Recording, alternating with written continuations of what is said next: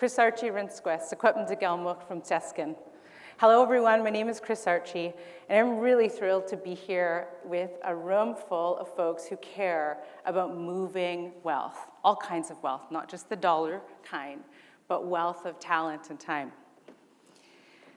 I am recovering from COVID, and one of the things that I'm learning to live with is this breathlessness.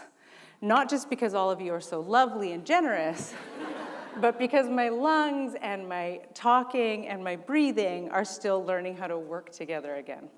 So typically, I talk fast and I walk fast to help jog my memory. In this instance, this will be one of the rare moments you'll catch me talking behind a podium, standing in one place as best as I can. I also have notes, which is a unique thing for me as well. Also because COVID brain's a real thing. It really is like taking a toll. So I mention these things because I don't suspect that I'll be the last person who will require these kinds of unique moments for pause and breath and accommodation as we continue to be in real life, in the world together. So thank you to CAGP for these kinds of fantastic accommodations. I want to say thank you to all of the previous speakers. It is not often that I get to sit in a room related to the settler philanthropic sector and hear the words that you've shared. It is not often that I have an opportunity and a privilege to know that I'm not alone in this conversation and desire to address white supremacy, to consider how it is that we actually are all harmed by these acts, by the status quo, by this way of doing work that actually, for the benefit of all, continues to do harm that we can actually change. So thank you to the speakers previous. So as I said, my name is Kris Archie, and I am so fortunate to belong to an unbroken lineage that tells me who my land is, what my language is, and what laws I am responsible to uphold. My mother is Sequeppendegelmuk, as am I. My home community is Teskin, and it's named after the geographic feature of the land of our forest reserve. The federal government calls it Canham Lake Indian Band Number 5. We call it Teskin. We know a thing or two about good naming. So when I'm often thinking about these talks, I have to come all the way back to my teachings. My teachings help me stay grounded, and if I want to talk about something that matters to me, I must be talking about something that I know. In the world that we live in, the invitation to talk about what we know, to be the expert in the room, is welcomed. In fact, you can get paid a lot of money to be the person who knows a lot of things and has the answers. And I feel like one of the biggest teachings that I've had in my life is to embrace being a person who has more questions than has more answers. And I shake as I say that, in part because I should probably have some water and take a breath. I welcome you all to do the same.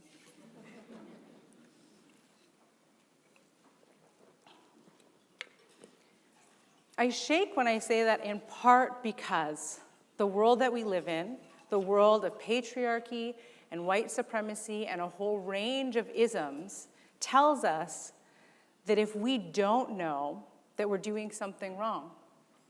The world that we live in tells us that knowing is what we're here to do. And we've all bought into this story, and in fact, it harms us all in these like really strange ways.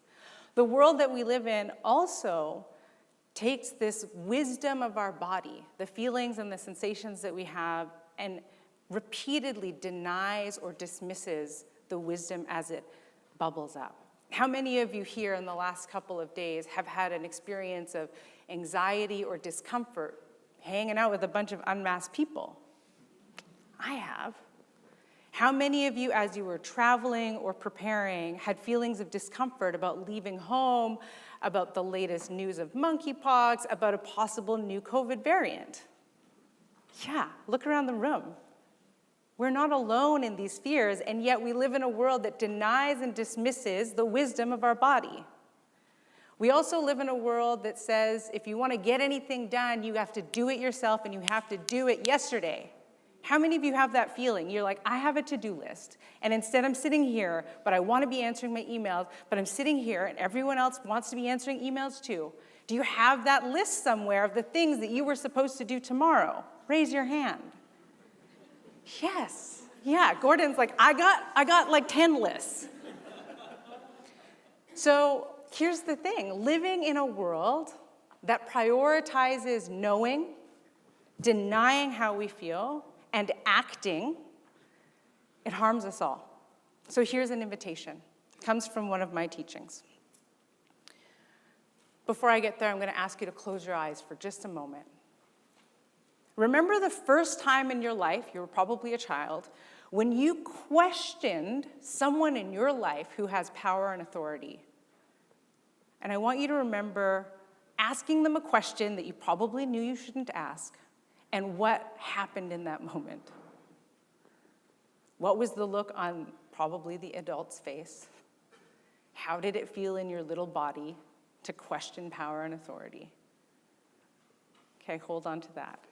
Now I want you to think about the most recent time, the most recent moment you questioned someone you see as having had power and authority.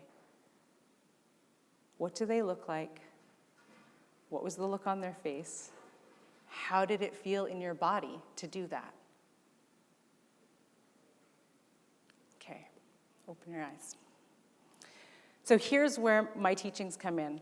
I'm really fortunate that when I closed my eyes and I asked myself that question, which is the topic for this little talk, the first two people that I saw were my grannies, my Kia May and my Kia Laura. And they were sitting outside in the summer heat, probably it was spring actually, thinking about salmon run, and they were cleaning salmon. Now these two Kia'as of mine, my grannies, always gave me a hard time because I talked too much, I moved around too fast, and I asked way too many questions. The beauty of their teaching was an invitation to rethink how I get to show up in the world. So instead of thinking too fast and thinking that I must know, I'm often thinking about how I can bring my curiosity to the work at hand. Can I be in a place of, I don't know, let's ask, let's find out together. Additionally, my grannies, even though they were sitting in front of me, cleaning these fish over and over and over, and I was asking all these questions, they just kept sitting quietly and doing it in front of me. They weren't giving me the answers. They were, in fact, allowing me the opportunity to observe. And in order to do that well, I have to actually know what it feels like to hold a slimy salmon in my hand on a hot day and hold a sharp knife. I must bring some skill to my observation and some skill to the task at hand. I have to be in relationship to my body. I have to feel the feelings. I have to trust the wisdom of what it's like to hold a knife at the right angle. Additionally, one of the beautiful gifts that I have is that when I think about the world that we live in that invites us to act yesterday, the invitation that I invite people to have to increase the opportunity for courageous conversation is to consider how it is that instead of acting quickly, I could act slowly. To consider what it might mean if instead of acting, as in starting or doing something, that maybe the opportunity is to pause. Maybe the opportunity is to stop doing the thing that everyone says is the thing you're supposed to do because that's how we've always done it. Maybe the thing to pause are the questions, the blame, the defensiveness, or the denial about how we're all harmed by the reality of white supremacy in this world and in this sector. So the invitation I leave you all with is to take a pen and some paper. You probably have it kind of floating around. If you have your phone handy, you're welcome to pull out your notes app, or even better, send a text to that friend that you send your lists to, Gordon. We all have a person that gets the random text of grab the onion and the toilet paper and the batteries. And here's the invitation that I have for you. If you have paper, I want you to draw a head, a heart, and a hand on your paper. Spread them out somewhere. If you're taking notes, you've got to figure this out on your own. I trust you. You can do this.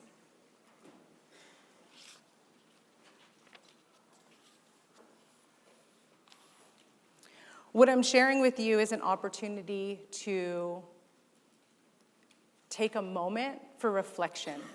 And what I promise to you is when you take these moments for reflection, what you are truly doing is disrupting white supremacy. You are disrupting the denial and dismissive of how you're feeling in your body, and you're disrupting, just even for a moment, the propensity to move at a pace that actually denies relationship and prioritizes action over how to be present in the world. So around the head, I want you to write down this question. What could I learn more about? Question mark. What can I unlearn? Question mark. At the heart, I want you to write down these two questions. What feelings or sensations am I experiencing?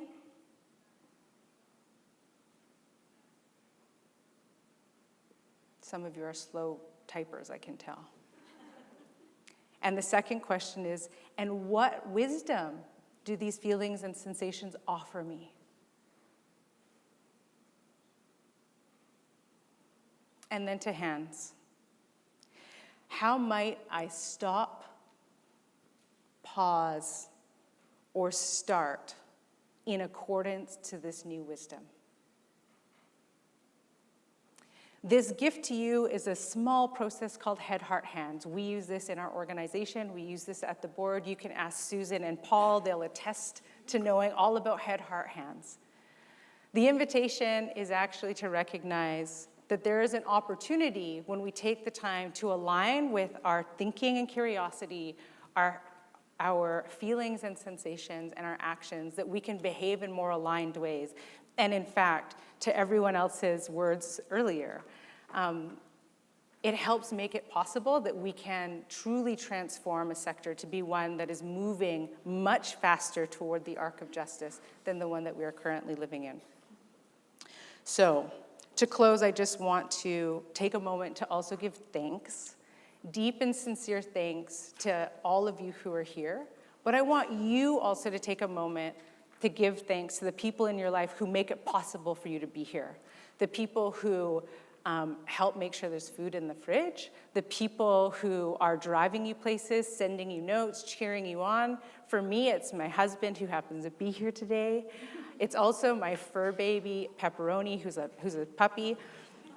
So it's like, take a moment to give thanks and appreciation for the people, the things, and the ways in which you get to show up because of the generosity of the people in your life and around you. With that, Cook's Jam, thank you.